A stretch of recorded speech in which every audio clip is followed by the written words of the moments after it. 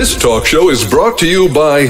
Hey, want to feel young again? Are you tired, run down, have aches and pains, brain fog? This is science-based, not hype or fancy marketing. It really works. Carbon 60 helps detoxify your body on the cellular level. It stabilizes free radicals, just like the antioxidants found in red wine and berry stew, but on a far smaller, more bioavailable nanoscale. It's like a bottle of electrons, helping your body to function better. You can also apply it on your skin topically, over muscles, joints, or organs. Most people feel results within minutes.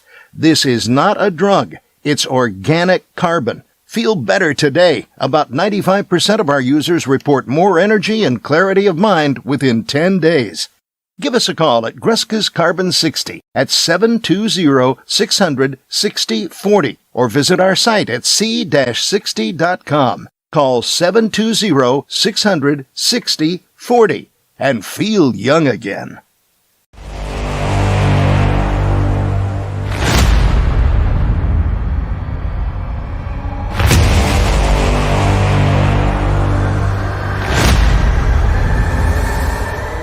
Folks, welcome back to the ENBC Network, iHealth Radio, the Fit and Fab channel, all the channels technically. I mean, we have a tremendous show today with a great guy that's going to take us into a journey of a lot of things. I mean, he's really busy. And again, this guy, first of all, I want to salute him and thank him for his service because he is a veteran. And we'll talk about that part of his life. But also, he's an entrepreneur. He is an evangelist entrepreneur. He really pumps people up. He's a consultant. He has a gym. I mean, so we're going to talk fitness. We're going to talk business. We're going to talk, core values. We're going to get into a deep dive here. My guest today is Jason Skeesick. And Jason, I'm so excited. We finally made this show because I know we've kind of rescheduled a couple of times. But hey, we're here, and I think this is going to be just awesome stuff. So I am glad you're here, and thank you for being with me today.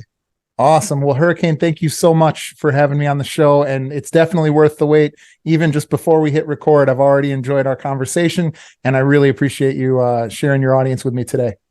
Listen, this is what we do. We have a lot. I always say this, I refer to my network, the ENBC network, as the resourceful and informative network, because it is really not just talk shows. It's resources that are available to people that are listening, to our viewers and listeners.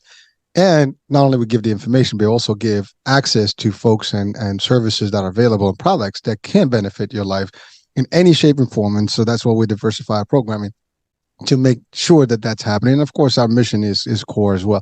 And we're going to talk about core values. My values are educate, enlighten, inspire, and motivate. That's really what we want to do today, is to enlighten people and inspire and motivate them. And you can do all that stuff. But so let's go down to your history and your story, because you started into all these things a few years back. But we can go back to the youth. We can go back to the military. Yeah. It is your show. Guide us through it. Let's talk about, Jason and the story behind Jason that got him into where he is today. Yeah, my story is like a lot of entrepreneurs. Growing up, I had entrepreneur's disease, which means ADD in some circles. And so I was super duper interested in the things that I was passionate about and the things that I was interested in, but I had very little interest in following the rules and fitting everything within the lines. And so I spent most of my young life I was spent in an alternative school, for kids like me. And, at the time that felt like it was a cross to bear, but now I'm so happy that I was put in a situation where I was able to study at my own pace and I was able to pursue things that I was interested in.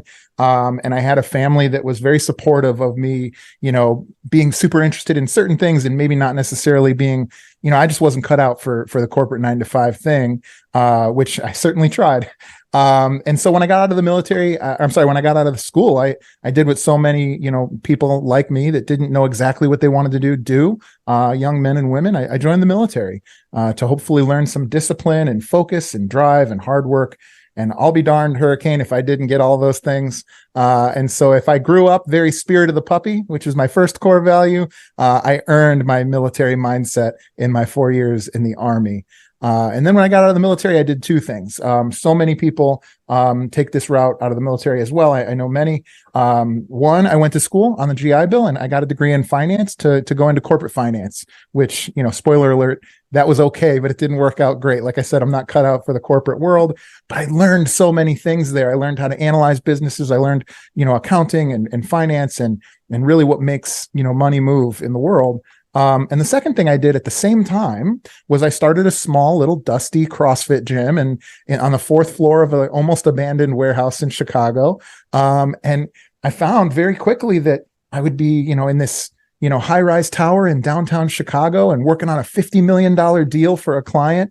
And all I could think about Hurricane was this little tribe of, 45 people that we had started that was in our gym and how passionate I was about helping those people and fitness and health, seeing them transform their lives like I had transformed my life through hard work, working together in a group. I always call that collective elective suffering, and so through a circuitous path, I decided to become a full-time entrepreneur and devote myself to the gym business. And as soon as I made that decision, things really turned around for the business. We were able to grow the business very quickly. I had some unbelievable mentorship. And from that, I really fell in love with this idea of masterminding and mentorship and core values and systems. And so I put my focus towards consulting for other gym owners. I did that for a few years. And I realized that the messages that I was getting from the entrepreneurs I was helping and the advice and the help I was giving to those entrepreneurs in return, it wasn't just limited to fitness. And that's where I decided, after selling most of my two businesses, I decided to focus on what's now called Spear and Clover. And that's my company that helps serve entrepreneurs, primarily in high ticket entrepreneurship, online businesses, how to understand core values, build simple structures that can scale their businesses without them having to, break down all the walls and wear all the hats, and have loved doing that. And then most recently have helped to start a very quickly scaling men's hormone optimization company called Primal Mountain Medical. So very much involved in wellness, fitness, very much involved in primarily serving men, and very, very much in love with the idea of being an entrepreneur and helping evangelize that lifestyle. That's quite a bit. That's quite a bit. I tried, Hurricane. That's a pretty cool, like a nice looking size, timeline. And we're gonna dissect a lot of that stuff right now. Sure, so let's do it. So I do want to go back to the original piece of the discussion, or at least your story, is that you were not like everybody else at a younger age. You said you went to an alternative school. Alternative school. Can we expand on that a little bit? Because maybe parents are listening. They might have children that may have the same personality or the same traits that the regular school maybe, and they may be fighting at this point to figure out why my kids are this way or they're not. I think it's important. I mean, your example is a perfect example to show that, hey, not everybody is made equal and the same way, and everybody has a different drive, but yet you can succeed. I mean, ultimately you succeeded and your life is just as normal as anybody, if not better than many, right? But the concept is some people, they may be stuck at that level. Whether and if we have any younger folks, listening to this, or still in the youth level, and in high school, or it's a worldwide show, so there's no ratings to this one, so people can actually download the podcast anywhere. But if they are watching, you are a true example of that. It could work, it would work, and there's always alternatives. And the regular school is not, system may not be for everyone. Same thing for the regular business concept is not for everyone. 9 to 5 is not for everyone. And so let's go to that level, of discussion, and then we can go to the corporate piece, because I'd like to actually talk about that, because you've covered a lot of things that are really beneficial in terms of the discussion today. So that's the first one we want to highlight, and then let's take it to the next one. Yeah, what do you say to those parents or those young people that may feel that they're just not cut out for a standard school system? Yeah, I was pulled out of regular school in first grade. I was 8 years old, and I found myself in a group that was 40 kids from K through 12 that were typically behavior disorder kids. And I think that's what they would qualify me as, even though I was never a violent kid. I was never not a particularly angry kid. I was just very ADD, right? I was very much, I would read 20 books in a couple of months, but you couldn't get me to pay attention to social studies or something. And so what I would say is, our schooling industry was really formed around, the factory system. It was formed around this idea that we want to get people to pay attention to, a very strict, lane for 8 hours a day or something like that. And for many people, that produces unbelievable results. Maybe for most people, this is how we get many doctors and lawyers and business people and nurses and all of these really wonderful things. But for some people, you put them in that environment, it stifles them. It holds them back. And it's not an easy task for parents, certainly not then and certainly not now, for parents to understand that there are other routes where, as a child that's maybe different than others, you can thrive in a different environment if you're given an opportunity to pursue those things that you loved. Because I think there's one word that always just pops into my head, and it's the thing that I think drives everybody. The word that people like to use is passion. I like the word interest. If I'm interested in something, and if someone is interested in something, I even just got chills saying it. It's like there's no limit to the amount of effort and focus and drive that I'll bring to bear if I'm interested in it. If you're interested in video games, it's not hard to convince you to play video games for 8 hours. If you're interested in business, it's not hard for you to spend your entire day and sometimes the night working on a business. If you're interested in football and on and on. And so for me, I've found that not by putting up walls in front of the sheep that want to go all over, but by shepherding my interest towards those things that can be valuable to myself and add value to the world, I've found that not only am I able to succeed, but I can't stop myself. I love doing the things that I get up and do every day, which is why I've been able to set up my life now where there is no boss. There is nobody that tells me to get up and crawl behind this desk and sit in front of these computer monitors for a good chunk of each day, because my interest is what's driving me forward. And so if there's anything I can tell those parents or those kids, it's that, your interest may shift, but if you can learn how to harness your interest and point it towards a successful path, there really is no limit, regardless of how you may be doing in a traditional school setting.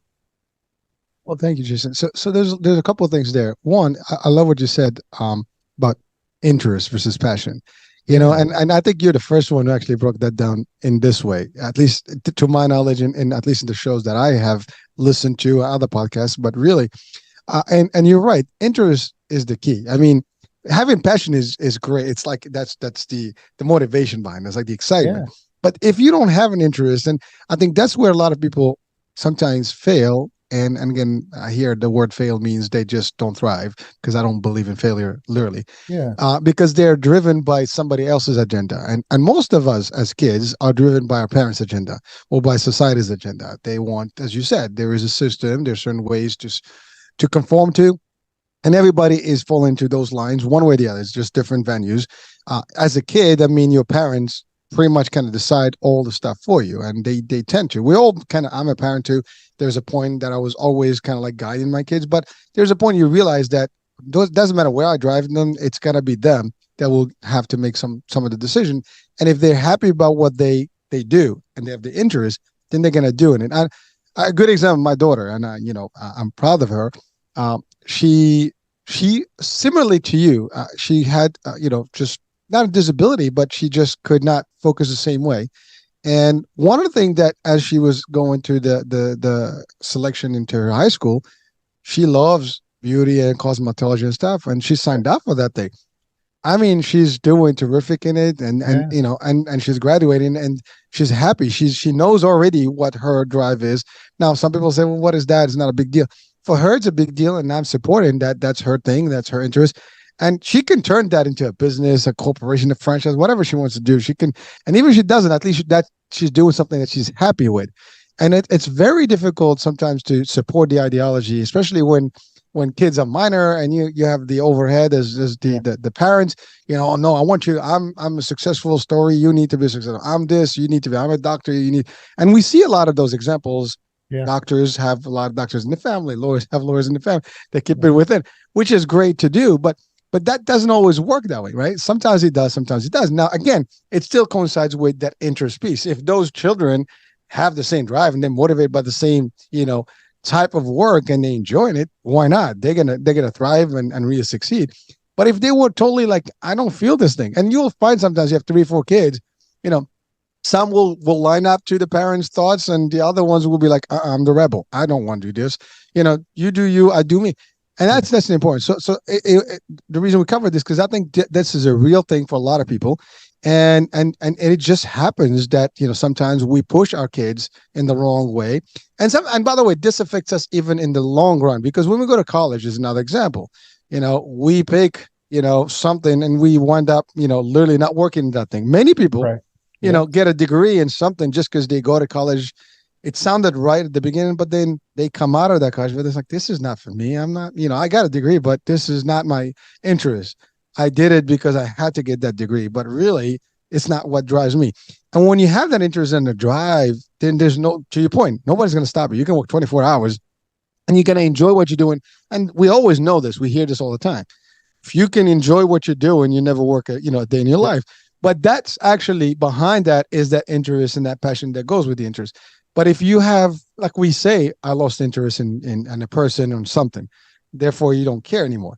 Well, if you're not there, it's not going to happen. But it starts at that early age. And I think supporting that ideology. Now, you nail it. The system has been designed for over a century plus, like in the 1900s or 1800s, when it all started. There was a system behind why the systems was designed the way they were. To your point, there's factories, there's business, even in the white collar, concept, it is still, you clock in, clock out, you got services, you got this, you got it, you're basically part of a chain, right? That, and listen, I come from corporate too, so I understand that. And I subscribe to it and don't at the same time. I understand the concept, but I'm also a little rebellious in a way. So I kind of work the both angles. But you got to find your way. That's the thing. And I think you did. And as a message to people out there, thank you, because you probably can open up eyes to a lot of folks. And maybe someone says like, I don't have to force my kids to do one thing because they're really good at this. Like, my older son loves cars and he loves fitness and that's what he does, know? So everybody like, you try to put them in a particular direction, but it's not always going to work. And if you force them into it, they're going to do it. But either they're not going to pass through it or succeed, or they're going to do it and then they resent it. Eventually. Yeah, they're going to learn. They're going to learn that work isn't fun. They're going to learn that that's a part of their life they have to do. And like you said, if you find something that you get to do, then you never work a day in your life. All right. Well, so that's it. And I think we talked about the whole concept of the 9 to 5. Again, that's not for everyone. Some people they design that way. That's okay. You like to get up. It's the same routine. You wake up, you go, you do your thing, and at 5 o'clock you clock out and you're gone, you're home.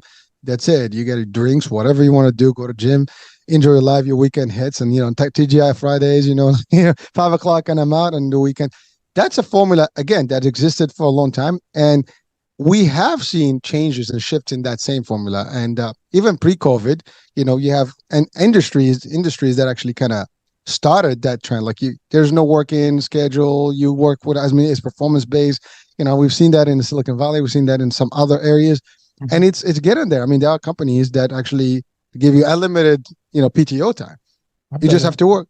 Yeah, you just have to work, right? So it's changed. I mean, it's not the norm yet, but it is there as a concept. And I think post-COVID, it's clear that the old mentality, like you got to show up, 9 to 5 every day at work, otherwise the job doesn't get done. That's all gone. I mean, that was cool, but it was proven not really that cool or that effective because we've survived COVID and businesses still, if not, they did better, right? Some of them, and so the idea of people working remotely hasn't failed. It just structured, and with the technology we have now, it's not even difficult, right? So life changed a lot. So thank you for that first part of my question. Now, the other part now, you have selected the option to go to military. And that was a choice. I'm assuming that was your choice. Yes, sir. So just curiosity, any reason Army versus Marines? Yeah, actually, that's a good question. So really, well, 2 reasons. Why did I join the military and why did I join Army versus Marines? Why did I join the military was I knew that I didn't have a path or a purpose. And my interest in those days was competitive pool and poker. So I was gambling a lot, and I had no money, and I wasn't that good, I wasn't good enough to be a professional. And so it was one of those things where I just knew, okay, I'm super interested in this. I was very good at it. I was playing, multiple tournaments a week and doing well, but I wasn't going anywhere, and I just could see the writing on the wall. And so I kind of had to make a decision to say, basically I need to find some discipline. This is one of the main reasons why people go to the military. As far as why I decided to, by the way, that worked. But why did I choose the Army? I actually was between the Air Force and the Army. The Marines was a little scary to me. I wasn't disciplined. And so the idea of the very regimented Marine lifestyle, which I have nothing but respect for whatever reason, that branding, it was like a little scary to me. And the reason I didn't go into the Air Force, this is true, is because the Air Force told me, they told me I had to go and collect all the information from schools and from all this other stuff. And then the Army was like, we'll do all that for you. And I was like, you got it. I signed up right there. So it was laziness. That's why I went into the Army. Well, but you touched on a lot of things. I mean, you're right. I mean, by the way, all military system, they all have discipline, and it's there's no joke. You made it sound like the Marines were like, super, and the Army was not, but the Army is just as drill as the other guys, just different ways of looking at it. Air Force, I mean, everybody goes through the same boot camp training and things like that, and it's just different. But you're right, it's just different appeals and use. But at the end, it serves the same purpose. I mean, obviously the air guys, they have the better life because they just tend to fly around and do different things, and we love them. Actually, I had a great show with one of the Air Force retirees, and it's awesome. My father-in-law was in the Air Force, and my one of the mentors was a captain in the Air Force. So I love those guys. But I love Maverick, the movie Top Gun, kind of thing. But military is still the basics of all, and what Army does actually give you, the basics of discipline. And you're right. See, I have never enlisted. I'm the only child here, so that was kind of like you can't go, parents wise. But although I did actually, believe it or not, true story, I was registered to go to military school for medicine, and because I was the only kid in the household, my parents were not for it, and therefore I didn't pursue it. But that was then, and can't do nothing. I'm not regretting it, but yeah. So but I've been in the martial arts world, and it's very similar to discipline. What's your martial art? I've done quite a few. I've started in karate for years. I've done taekwondo. I've done ninjutsu or bushido, or the art of the ninja, if you want to call it that way. So it's a little bit of aikido, all the other stuff.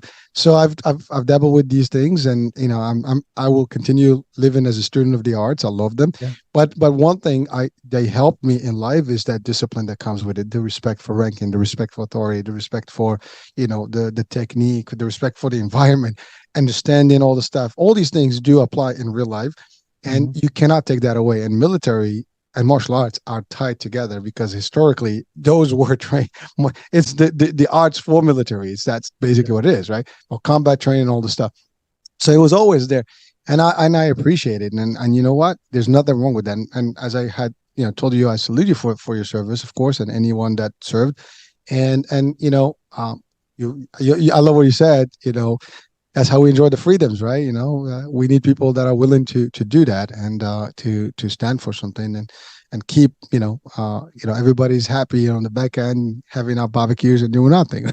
But really the concept of joining makes a difference. As a matter of fact, my oldest son did actually go into ROTC when he was in high school, and he did the boot camps, and he did all that stuff, and he was good. He belonged into a group of friends. There was some respect there. There was a lot of discipline there that helped him. So it is a big concept. Not to forget the idea that you do get a GI Bill, funding, and hey, listen, a lot of people actually go through it and then eventually use that money to go and finish college and things like that, which you did. Again, I know a lot of people that did that, and they're great business people and leadership levels, and they really made it through college, because college is not cheap. It's not you walk in and you get it. It's not prepaid for you. You got to pay for it, and it's a business. Unfortunately, it is. unless you have some kind of scholarship, other way, this is a good way to get a scholarship and then our funding for your, school. So it is important. So you did that. And then after you finished that, I love that. I mean, you in the military, you're always training. So technically that's part of your thing. You kept that same tradition. You have interest in fitness. You opened your boot camp. So boot camp is typical. That's what your 6 months, I think, was it 3 months, 6 months, 6 months, right? For military training. I think it was 9 weeks. That's it. And then it's just 9 weeks. I think the Marines is 11 and I think Air Force is like 7 or 8. All right. Well, again, so boot camp it is. And you use some of those techniques and some of those trainings, I'm assuming, in your format, right? So we opened a CrossFit gym, which is not too different from a boot camp. But yeah, not too different. And so you started there. That was your first business.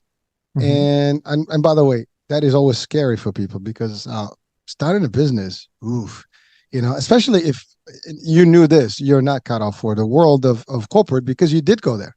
What I missed was it in at the same time you were in the corporate world? And okay, so we started the business when I was in college, and so it was at the same time I was going through college, and then as I went through and became a banker, we had just kept the gym, and absolutely, I thought it was a hobby, right? It wasn't scary for us because we each threw in $3,000. We made medicine balls out of old basketballs. We put sand in old basketballs and taped them up. I mean, we really bootstrapped everything. And so it really was just a hobby. What I had learned in the military was, if I want to do something and I have a group of people willing to do it, we can get it done. And so to me, that part wasn't scary. I remember vividly right when I got out of the military, we had lived in the desert. We're building our own houses. We're pulling cable and digging holes and doing all this stuff. And if a drill bit breaks in Iraq, there's no Home Depot to replace it. But you still need that same hole in the wall today. And so you figure out a way to get it done. And so I had learned sort of the ability to troubleshoot, the ability to solve problems and make things happen. And so I remember getting back, standing on a street in Chicago, I was on Broadway, and looking down the street and seeing all these signs for businesses and doors. And I thought, behind those doors is somebody that owns that business. And I just don't believe that they're all somehow smarter or better than me. And so as soon as I had that thought, I just knew that I could become an entrepreneur, whatever that meant. And so I definitely had it in the front of my mind, even from that was probably a year before we started the business. Well, that's a lot of stuff you covered there, because the idea, to your point, it doesn't have to be scary. It doesn't have to be difficult. You don't have to start rich, in the business. You start with the basics, and you made things happen. And you're right. If you have a bunch of people that are willing to do what it takes, and there's no excuse, and it can be done no matter what circumstances. Necessity is mother of invention, and that's it. You have a need, you have a necessity, you make it work. You use whatever you can. But again, that skill you learn in that military concept, whereby no matter what situation you're in, you're going to figure out a way out of it. And you did. So when you did it, it was not scary. But the reason I asked the question is that a lot of people are always afraid to start. I need it to be perfect. I need to have a biggest plan. I need to have everything, the long term. You do have that ideology in your mind, but it doesn't have to be all ready and beautiful before you get started. A lot of people get hanged on that one, and therefore they never start because they have all these doubts and questions about how, why, this, that, as opposed to let's get started and figure out as we go. I mean, let's get the basics, and then from there you go. That's what you did. I mean, I love your medicine ball, with sand in the basketballs. Yeah. But that's kind of like they look the same in a way. Yeah. But you made it work, right? But that's the thing. Like, can you make it work with the little elements? And even from an investment now, granted, it's 14 years plus ago, but it doesn't matter. 3,000 is 3,000, no matter what time. Actually, 3,000 then could have been a lot of money, because you got to do it. But at the end of the day, you did it also that's the other thing concept. You did it in parallel. You were still in school. You're doing something you love. You have an interest. As you went to the corporate world, you had that. You were kind of like figuring out, this is not for me. The world of corporate is really cool, but the banking is pretty good. But you're like, this is not me. So you took all that knowledge, which, by the way, I love what you said earlier. Corporate does have, there's things you learn there. So for me personally, it took me. I've been in corporate over almost 30 years, and I've been on and off in on the side. In businesses and stuff. I always had some business going on as a secondary piece. But I have to tell you that every single thing that you do as an entrepreneur, as a business person, if you went corporate, it makes it a lot easier because you know some of the processes, you know some things, some shortcuts of things you can do, and you have some level of discipline again in the business world that you can apply when you are your own boss, where you are the one that's running a business or running other, different departments and things like that. Because if you have a business, you're going to eventually have people and services and products and departments and whatever, and people to assign, to delegate, to teams and all these things. And you're not going to do it if you don't have, you can do it. It's going to be more difficult if you don't have the experience because you got to figure it out on the go with them. But if you do have some of that, it's just going to make things happen and move quicker, which in your case, you were able to do that. And by the way, that led you to being a pure entrepreneur. And I love what you said, that you started in the fitness world. That's what you knew. But then you realized some of the concepts you were applying do apply to everybody else. All businesses are equal in the base. It doesn't matter what product, what service you have. There's certain core pieces to all of these that have to be the same. And core values are, I've been in the corporate world. You have to have a mission. You have to have the core values. And, it's enumerated. It's on the post. I've been in a company when they had you memorize them. And literally, like, what are the core values? And, we had a cool president who actually would come, randomly. It's asked, like, what are the core values? And you have to, like, and if you get them right, you get like a gift card or something. So it was cool, but it was the concept of drilling that into the brains of the teams, because this way you believe. And that's the other thing. If you don't believe, you're not going to do. So that takes me to the question: how important are core values in entrepreneurship?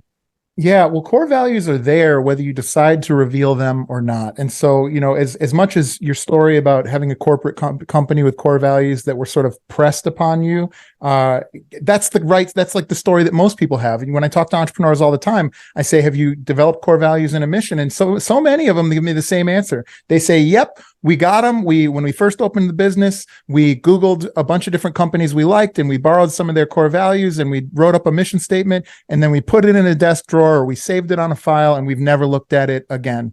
Or they say that we hire people and we tell them what their core values are. This just isn't what core values are. Think about it. What are the core values that you hold? In other words, what is the ember that burns inside of your chest that's there whether you choose to acknowledge it or not? All of ours are probably a little bit different. There's a lot of ways to find ways to link them together and make them correspond. But if you're the entrepreneur, it's not your duty to look outward for your core values. It's your duty to look inward and do the work to reveal what was already there, what got you to where you're at today. Not what do you wish you were, but who are you for real? What is it that gets you up and motivates you? How is it that you go about work? Are you a planner, or do you like to run and gun? Like, there's all sorts of different ways to look at coming up with what your core values are. But ultimately, if I can figure out me, by the way, the Spear and Clover, that's 2 of my core values. It represents 2 of them. And that's why it's on my hat. It's tattooed on my arm. It's the name of my company and my podcast. It's because that's who I am. The thing that it's on my head, it'll be on my headstone when I'm gone. And so what I would say is, now my job as I grow my team is to try to reveal the core values of the people that I'm thinking about hiring and make sure that there's alignment there so that we don't both enter into a marriage that's destined for divorce. And so at the end of the day, your core values are exactly that. They're the thing that have always been inside of you. It's really up to you to develop the introspection, to do the work and the maturity to actually just reveal what's already there. Not to hope that one day you will be disciplined or motivated or excited or whatever, or friendly or not friendly, or whatever the things you might pick for core values, but to actually just determine, who am I for real and what are my strong suits? Because everybody has those. It's really just our job to reveal them. So those are the drivers behind you, behind your character, your personality. Now, I love what you said. Spear and Clove are 2 of your core values. So can you expand on that? That's pretty interesting. Spear, I can get it. Like, being at the point, being, focused, being, maybe I'm just, trying to extrapolate from it. I'll tell you the story. Yeah. So the Spear and Clover, if you're watching the video, I have a tattoo on my forearm of like a Spartan spear and a clover, an infinite clover of rope. And that symbol was drawn by my good friend Jackie. But the story is, one day I was rucking through the dunes. I live here in the Ogden Dunes National Park. I was rucking through the dunes with my 2 Australian Shepherd dogs. And I had a 40-pound log on my shoulder and a 40-pound pack on my back. And we did 11 miles, 6 out or 5.5 out, 5.5 back. And I didn't put that log down the whole time. I was very military mindset. I was focused on my goal. I was hoofing. I was moving as fast as I can. Sweat's pouring down. And that represents the spear, right? I was going as hard as I can with discipline and hard work to achieve a goal. Meanwhile, my 2 dogs are running out into the woods and playing and rolling around, and then they come back and they check on me. And then they're running out, they're rolling around in the bushes and going in the lake, which is right next to where we were. And they're having the time of their lives. If I went 11 miles that day, Hurricane, they went at least 22, probably more, but they were having the time of their lives while they were doing it. And so what had occurred to me is at my best in my life, it's not just when I'm military mindset, I'm super focused on achieving a certain goal and laser focused and discipline. It's also when I'm taking time to be spirit of the puppy, when I'm running around and having a good time, when I'm learning new things, when I'm sharing, fun times with my friends, or whether that's even collaborating on a business. And so the Spear and Clover really is a reminder to me to be pursuing my goals, to stay military mindset, stay disciplined, stay focused, but also remember to, enjoy my life as it's happening, to learn new things, to show up as the best father and friend and husband that I can be. And so that's what the Spear and Clover means. Pretty good stuff, man. And I love it. Like, you analyze everything too. Like, you're always aware and you can, and you apply that. And that's an actual characteristic that is important for people to adopt, or at least to develop, or even extract, because we all have something. Again, there's a lot of raw stuff in us in general. Anyone watching and listening, no matter what your circumstances, no matter where you are, there's a lot of good stuff in there that you can just extract from within. But you got to be aware of things. You have to see every single thing, analyze everything. I think that I use that too, like analyze everything, and then it becomes part of who I am.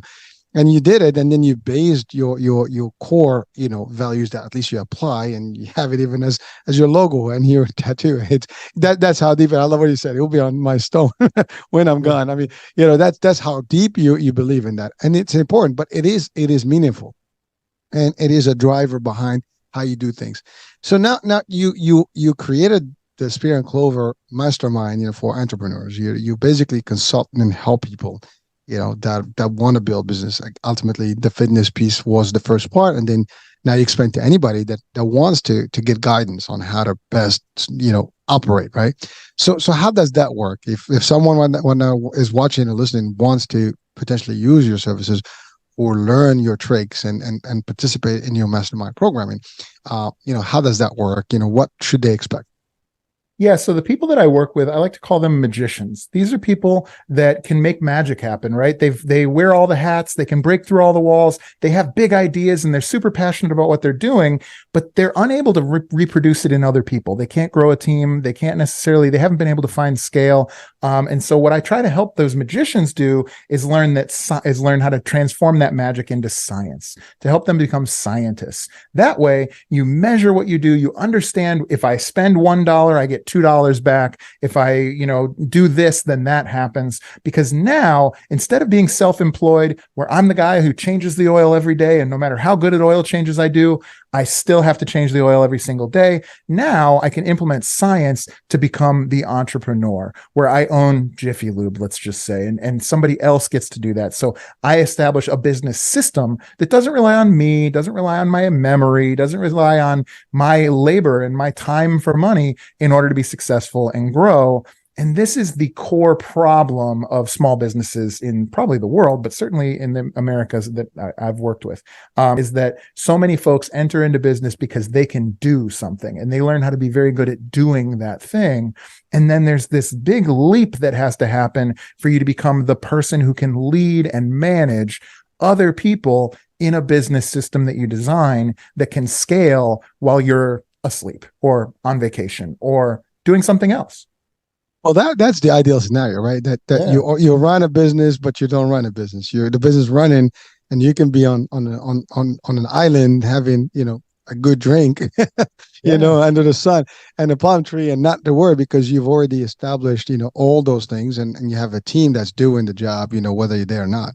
But that is a big piece, because whether you're in the corporate world, whether you're in the entrepreneurship, side of it, leading, building teams, delegating is always a challenge. And there are reasons why. I mean, if I believe in my thing, sometimes this is the mistake a lot of people make, is that I do not want anybody else to do it because I do it best or better. Because I don't want to, but you're right, you can, because you can train people to do exactly what you're doing and do better. But not everybody has that, and maybe everybody can train to do that. And because I'll tell you, I've experienced this. People try, there are some super delegators, some that don't delegate anything. They want to do it all. Yet they have magicians. Yeah. Well, I mean, but a magician, you eventually going to run out of tricks. You know what I mean? And exactly. stamina. Yeah, exactly. You want other magicians, and a true leader makes leaders, make other people do stuff. And you don't have to, you can sleep, you can actually just cruise control. You know that I can trust so-and-so to do the job without having stuff, because I know I trained them to do what I do, and because they have their own skills, they can add that value, and now we have more. But it's not easy. So what are some of the things that you have, I guess, discovered in people that stops them from being able to do this? Because I mean, I'm sure there's a problem there. I mean, I kind of talked about just the general the general piece of it, but I know there's more to this. Yeah, I mean, well, for starters, I think most people think that because they are special, these entrepreneurs, I think are special, and they're somewhat rare. I don't think right now we're in a moment where entrepreneurship is having a ton of, publicity, and a lot of people are entrepreneurial, and technology and the internet has made that more and more possible. And you better believe I'm all for that. But I know lots of people who just aren't entrepreneurs. Maybe they're self-employed, maybe they get to have flexibility, but an entrepreneur is somebody who's solving problems, who's creating a vision, and then building a path to achieve that vision. And that requires many different skills. It also requires this intrinsic interest and passion and drive that not everybody has, as you mentioned earlier, for their career.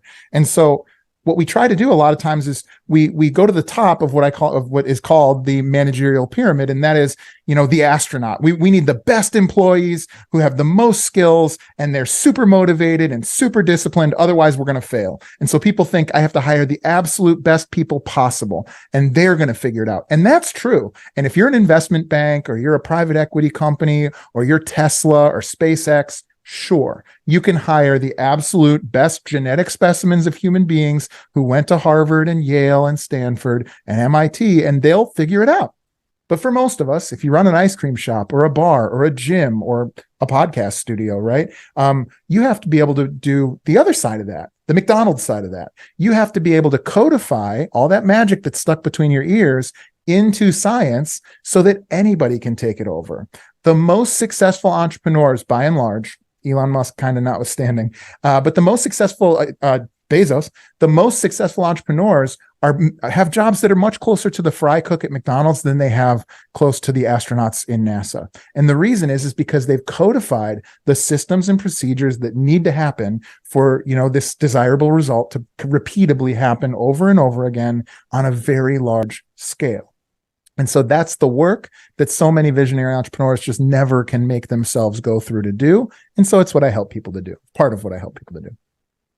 That's quite a bit, but I love the way you break it down, man. And I'm sure that someone who's really in that mode, and you're right, people can be self-employed, and there's a big difference between that and being true an entrepreneur and building a vision and, and taking something, an idea, to enlarge it and eventually to a point where it becomes the Jiffy Lube or any of the the companies where it's run by default and people can actually duplicate and multiply. So that's great. Now, if someone joins your program, I mean, is that a one-on-one program? Is that like a group that kind of concept? How long is the program? Yeah, excuse me. So I primarily work one-on-one these days, as I've been really busy with the folks that I'm already working with. So the folks that are the right fit, I'll talk to anybody, would love to hear from anybody that wants to just talk through their business and what they're struggling with. But typically I take somebody through a one-on-one process. There's a course associated with it. I've got an entire course that they can go through. But really we start with, what is your offer? What is the business? What are your core values? What are your mission? Basically the foundations of the business is the first phase. And we help them through that. We help them create an undeniable all-star offer that anybody would say yes to, that's going to allow them to sell not just to one-offs and different deals for everybody, but one deal that really satisfies their market and the avatar that they choose to serve.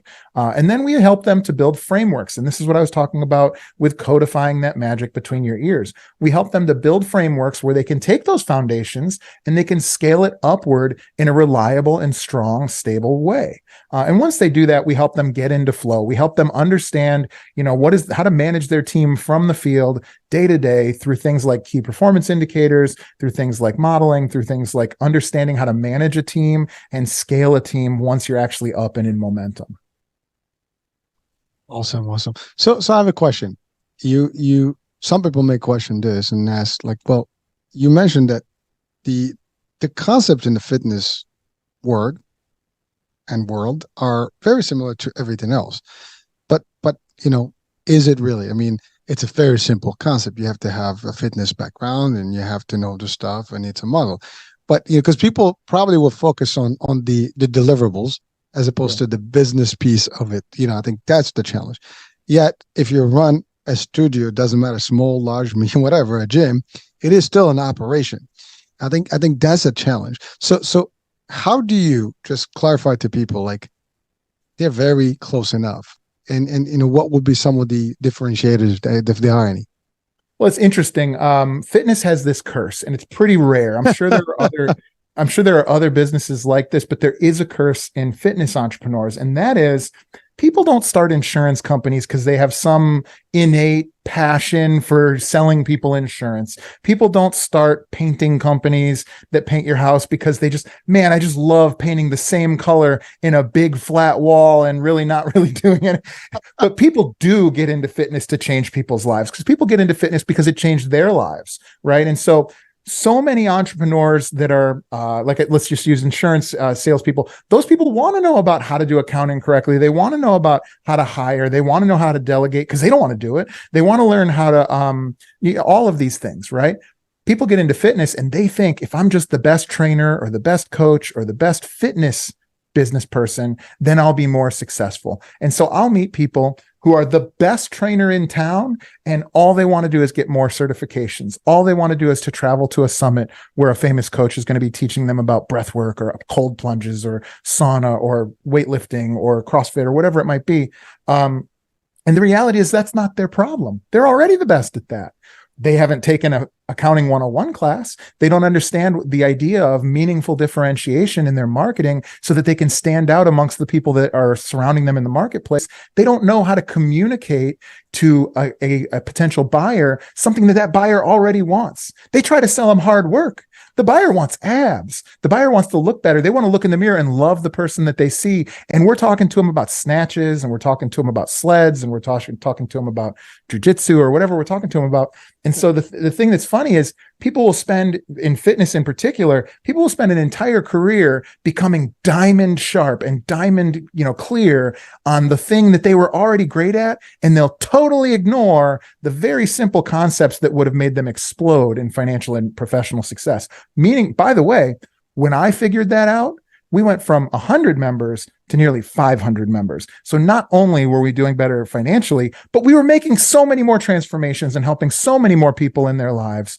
And I continue to see that. So what I've found working with others, I've worked with roofing companies and hormone clinics, and I've worked with dentists, and I worked with a cannabis coach. I've worked with all these different types of people now. Those folks primarily, they're very interested in learning the business because they're in business for business's sake in one way or another. Wow. All right. So now let's talk about your new venture. Sure. So again, if you don't mind, the name and what it does exactly, because I know it's a very cool thing, and I'm assuming it's going to help people. Yeah, so it does. Yeah, so I own a company with a partner, Dr. Jacob Egbert, who's wonderful, and if he's not already, he's an industry leader in the making. He's a very gifted doctor. He's very passionate, and also very interested in men's health and fitness, as have been for many years. He started as a client. And I knew that I didn't want to go into fitness, and I knew that I wanted to get back into being involved in a business in a more of a way. And I've been on hormone replacement for the last 3 years.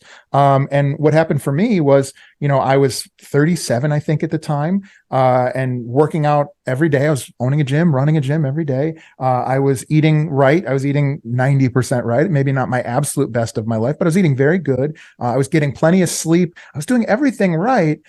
And I wasn't getting the same results. And so at first I thought, oh, this is just what happens when you get older. I'm 37. It's over for me. I'm just slow death from here on out. And after about a year of that, I had done this for years. And so I knew I do this squat cycle for this many weeks, and I should go from this number to that number. And it just wasn't happening. And so something just finally clicked where I was like, you know what? I'm just going to get a blood test. I'm going to get a deep dive blood test and see what's going on. And here I am with a six pack, walking around, 225 pounds and pretty lean. And my testosterone is 180, and normal is, 300 to 1,000. And I was like, how is this possible? Well, it turns out, there's been a huge decline in our nation and our world's men's testosterone walking around. The average 35-year-old man has what a 65-year-old man would have had in 2000. Just 23 years ago. And so when I met Dr. Jacob and started to help him with his business, I could see not only that this was a business that I was super interested in, but also that he was supremely capable at the medical side. And I was a perfect complement to that on the business side. And so we've started working together. We've been working together for about 6 months. And we're working in Utah only right now, but plan on going nationwide. And so far, it's just been unbelievable. I mean, it's very similar to CrossFit, where you meet somebody on day one and they're not proud of themselves. Their shoulders are slumped forward. They don't have energy. Their kid wants to go out and play, and they don't have the energy for it. They're drawn to their phone more than they're drawn to their wife. And what you find is you have that second or third meeting with that person 3 or 6 months later, and it's a different guy.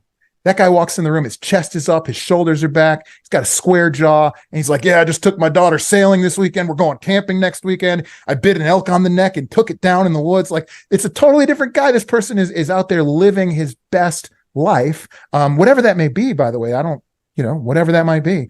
And it's simply because there was a hormone imbalance. And so there's a number of reasons why this has happened. And we have podcasts about that people can check out at primalmountainmedical.com. But whether it's, the plastics in the air, whether it's environmental stuff, whether it's the fact that we're sitting in front of screens instead of out in the fields now, whether it's because we're sitting behind a desk for work instead of working with our hands, whatever it may be, the fast foods are increasingly more, processed. So many factors are against us that it's becoming very, very difficult. Even if you're doing almost everything right, it's become very, very difficult for us to maintain a natural optimized hormone level. And it's totally transformed my life. And I'm just so proud to be able to help other men and maybe eventually women to help them transform their lives. I mean, you talked about a lot of transformation there. I mean, just the example of someone in boot camp, or from day one to 6 months later, and how their personality, their posture, and everything. But hormones, and you're right. I mean, sometimes in the women world, we talk about hormones all the time, menopause and stuff, and there's cyclical stuff. But for men, we tend not to really bring this topic a lot. And you're right. And it is actually. I mean, I've been reading about it, and yes, testosterone levels are just at high-low, in the history of I guess mankind, because, to your point, everything that's really against, where it's supposed to be. Now, this program you have, is it just I'm assuming it has also supplements and or some sort of a hormonal, I guess, add-on. How does that work? Yeah, so we're a medical clinic, so he prescribes medicine. Everybody is different. It's medical health. Typically, that's in the form of testosterone hormone optimization and replacement. But I'm not actually for the cause or the topic. I'm agnostic. We only serve people in Utah. So if you're hearing me right now and you don't live in Utah, I can't sell you anything. And so what I would say is there are supplements out there on the market. There are other treatments that are out there on the market. What I would say, if anything comes out of this part of this conversation, is number one, do a little bit of research. And number two, check your blood. You may not have low testosterone, but what I also found was there were some other markers in my blood that I wanted to address. And especially men, when we measure something, we improve it. It's been my experience with everybody. When it was in CrossFit and we were measuring squat numbers or pull-ups or, 1 mile run times or row times, as soon as we start to track things, all of a sudden you see that scale go down on the weight. You see the numbers go up on the weights. You see the numbers improving. My numbers across the board improved from borderline bad, like borderline red flags, to perfect within the first 6 weeks of me taking it. And it wasn't just the treatment. It was because I knew I was measuring it. I had a test coming up, and it's the man test. So now I'm working out more. I'm going on walks with my daughter. I'm eating more healthy. I'm not choosing to do certain things. I'm pursuing things that are in my best interest because I know I got a test coming up. And so what I would say is, if there's anything that comes out of this, it's unlikely that too many of your listeners are from Utah. So what I would say is get your blood tested. That's something you can do. And then research what's the right thing for you. Is it, nutrition and health improvements? By all means, try those things. We have a podcast episode that Dr. Jacob and I put out at Primal Mountain Medical that talks about what's the best way you can maximize your chance to naturally have optimal hormones. Unfortunately, for some people, that's not possible. And that's where medical treatment, becomes, much more realistic. And so, if you're somebody who grew up like my cousins that grew up in Minnesota wrestling, and they're hunters now and they work, blue collar jobs, I wouldn't be surprised if they're just fine. But if you're somebody who lives in a city, or if you're somebody who's not eating great, if you're somebody who's not getting enough sleep, or, you're super stressed out all the time from work, you might take a look there, because everything from energy, drive, focus, memory, muscle, fat, unwanted fat, all of those things improve just by having optimized hormones. And so something like that it really is a whole life changer for those people who get it figured out. Well, thank you, Jason. And by the way, you hit on something very important to really address, is that we, in general, men, and I love what you said, when you know your numbers, you'll do whatever it takes. Oh, yeah. But here's the challenge. You said test, get your blood, markers up. People sometimes don't do that. And unfortunately, I think there's a lot of us that probably don't even ask their doctors to do a full workup in their blood. They just do the preventative stuff. Well, not even preventative, they do just the checkups. And sometimes it could be a year, 2 years, 3 years. Yeah. It is it is important to do the whole work and make sure that everything is good. And whatever is not, if you can see it early on, as early detection, as they say, right, you will be able to do a better job at fixing the problem. But if you don't and you delay, it's just going to be much harder to get it, whatever it is that you need to be done. So it is important, just guys out there. And by the way, ladies, same thing. I mean, do your blood work, check everything, make sure that you need whatever you need, because you don't know. I mean, at least when you know, you have the ability to actually address those pointers, and you can make a difference in your health. And by the way, your health and everybody else around you. Whether, again, talking about entrepreneurs, you have a business, you need to be optimized yourself to help other people and succeed.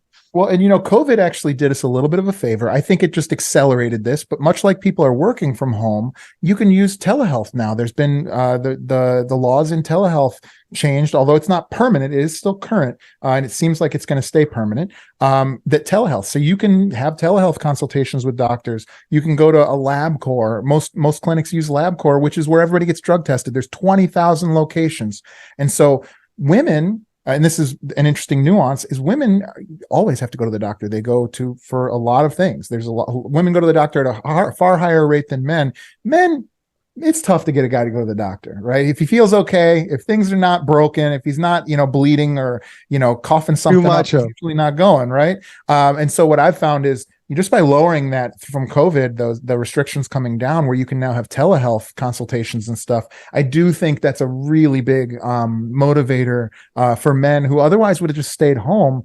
So again, I genuinely can't sell most of the people listening to this anything. This is not a sales pitch. It really did help me so much in my life, and I couldn't more highly recommend at least getting it checked, because even if your testosterone's fine, If you find out your cholesterol is high, if you find out your blood sugar is high and you're going to be diabetic, there are things that you can do that start with fitness and health and recovery and stress, breath work, things like that, that can dramatically change. And if you're 40, imagine, I always like to think about my life as I'm writing my own book. Imagine I get to 40, I'm halfway through the book, and every page after that is just the same, and it's just getting worse and worse and worse. That's the most boring freaking book I ever heard in my whole life. If you're 40 years old, if you're 50 years old, if you're 55 or even 60 years old, you got a lot of book left to write. And so why on earth would you start acting like you're dead now? And so to me, there's just so much more life left to live. And so you owe it to yourself to at least get your blood work done. Well, thank you. And by the way, I know you're in Utah, but your message is really worldwide, and I think it resonates with everyone. And hopefully, you guys launch it up all over the world. And we'll be seeing you. We'll be seeing you. Yeah, exactly. I mean, it is a concept that you have, but you're right. It's you mentioned 40. I'm actually in 52 mark, and I can tell you, your body is not the same. And yes, if you don't maintain, you will start feeling lazy. You will start feeling stuff. You cannot do that. You got to keep up. It's harder.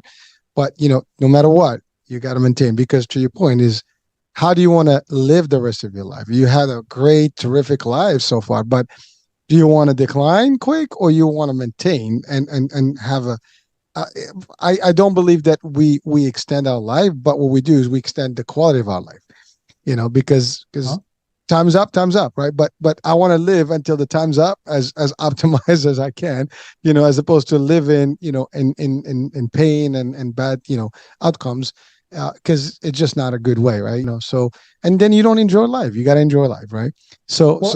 Yeah. I didn't mean to cut you off. The thing I would say about that, because that's such a good point, is, whatever shape you're in now, if nothing changes, nobody expects that they're going to be the same at 70, which means you're going to decline. And so nobody that lives to be 100 years old started eating healthy and working out at 90. They started when they were 30 or 40, and then they maintained those easy habits to stay way above the pack as the rest of the population declined. And so it really is just a small amount of, maintenance and work, because I talked about hormones now, but the beginning of this conversation was all about working out together and eating healthy and all those other things. These are things that make you feel better. They're good for you and you like them. They give you more energy. They give you the ability to do more fun things. And from a longevity perspective, if you don't start those habits now, somebody's going to be picking your ass up off of a toilet in 20 years. Not a good picture, not something that anyone watching or listening would wish for or even get there. And you're right, it is not easy, folks. And we are responsible. It doesn't matter who's listening, watching, man or women. The concept is you need to do this. You need to take care of yourself and stay healthier and fitter. And you're right. If you don't do anything, your health is going to decline by default. It's just aging. So you need to kind of compensate of that, that decline by doing the extra stuff.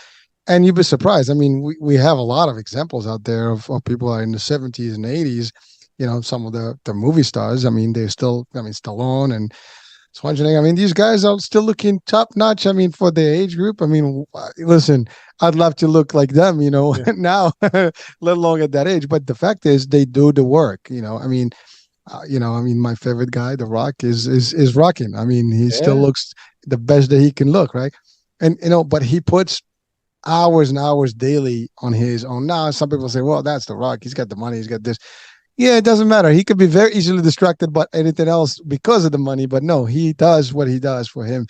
And, and so those are the examples that we can easily reflect to and relate to. But the fact is, every one of us can be that same, and can do it. But it takes discipline, as we said earlier. You need to be able to be responsible for yourself and accountable. Yeah. And you talked about being a martial artist. I am a jiu-jitsu guy. And before that, I was into CrossFit. And before that, it was sports in my youth.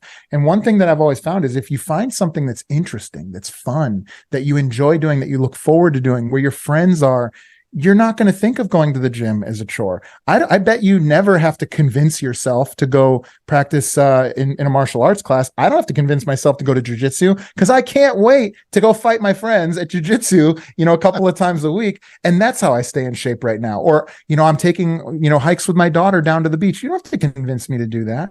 And so what I would say too is, when it comes to these things, yes, there is some discipline, especially getting started, but you can find Zumba. You can find something that that you enjoy that keeps you active. And if you can do that, it really doesn't take much. You don't have to be Arnold Schwarzenegger. You don't have to be The Rock, and you can keep your bone density high and your hormones somewhat in check, and keep your energy and mobility well into your late stages of life. Movement and exercise will definitely optimize, at least the basics. Then you can do more with supplements and everything else. But you're right. I mean, and you hit on something, and we're coming to the end show, but you hit on something very important. I think we have become lazier. We have become more on like couch potatoes type of thing. We're just chilling and relaxing and not doing a lot of people. Best example you give about your guy who's a hunter, who's doing the stuff and he's outdoors and making things happen. Yeah. That guy is probably going to be in a better shape because he is. And by the way, nature had been that way for centuries. We were not meant to be sitting down doing the work, behind the desk. Everybody was laboring, working, doesn't matter.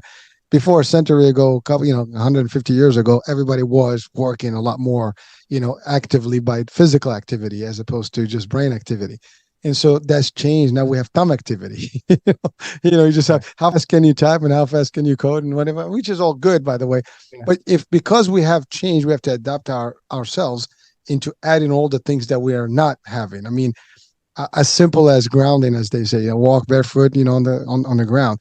That's something that people don't do, but it is very beneficial. And you can do that anywhere around your house. Just step out, if you have a backyard in front of the house, whatever. But oh my God, you barefoot, it's good for you. I mean, again, I'm just an example, but there's things that we're supposed to connect back with our nature and do things. And by the way, like I just posted the other day something like I was on vacation. I still have to do my workout. Actually, someone said like, well, you're on vacation, you're supposed to do anything. No, actually on vacation, workout is essential. I gotta have my workout. I'm not going to be lazy. It's what makes my vacation a vacation is I want to be not caught up with it. I want to do more hours at a gym and I want to have fun with it. And you're right. If you do have fun with something that interests you, nothing. I mean, I love the jiu-jitsu part. You're going to go in and you're going to grapple with these guys and who's going to put everybody else to sleep. Why not, right? It's the best time of your life. You come out there like, woo, yeah, baby. Nobody's ever regretted going to a workout. It's the thing before. Everybody has resistance to go to the workouts, sometimes even me, but nobody's ever finished a workout and gone, man, I wish I wouldn't have done that. Everybody feels better when they're done with a good workout. I mean, as long as you're not hurting yourself, right? Yeah, no, exercise feels good. I mean, you go to the gym, you come out, like it's work, you sweat, but when you finish, your vitality is there. You feel it. I mean, you're energized. It's just a different personality. I mean, a lot of people go before the work. They pump up and they go to work. They're just energized. And sometimes you can do it even at night. You come out of work and you go to the gym. The only thing with that, you probably won't sleep because you just have a second run. But whatever suits you. I mean, there's always a way. That's the other thing. People have excuses like I don't have time. Make the time. Because the only thing, like they said, you can either make your time for your health right now, or you can make time for your sickness or whatever. So you do not want to do that, right? So we can do something right about everything. Well, Jason, this been a fun discussion with you, man. It's we just exceeded the hour, but really it was just I don't know. We've covered quite a bit of grounds, and I've learned a lot. And you certainly, have a great story here that we've shared with people. So I will put your link, on the description of the show, so people actually can link up to you, at least for the bigger picture for the Clover and Spear. And as you have your other, new adventure, exploding and expanded around the States, and listen, people are going to know about it because this is going to go all over. So hopefully that's going to help as well. And yeah, man, thank you so much for being with us. I enjoyed this. Thank you. Yeah. Thank you, Hurricane. I appreciate you having me on. This has been an unbelievable conversation. I love the energy that you bring. And I really appreciate you sharing this time with my audience, with your audience, which is why if you're still listening to this, it's not because of me, it's because you love what Hurricane's doing, and he's doing a lot. So make sure you take an opportunity to like, subscribe, and share this podcast with his friend, because that's going to mean the world to him. And it's only going to cost you 30 seconds of time. Well, thank you. Thank you so much, dude. And by the way, you did mention you have a podcast. So yeah, same thing. What's the name of the podcast? Spear and Clover Podcast. Staying on brand.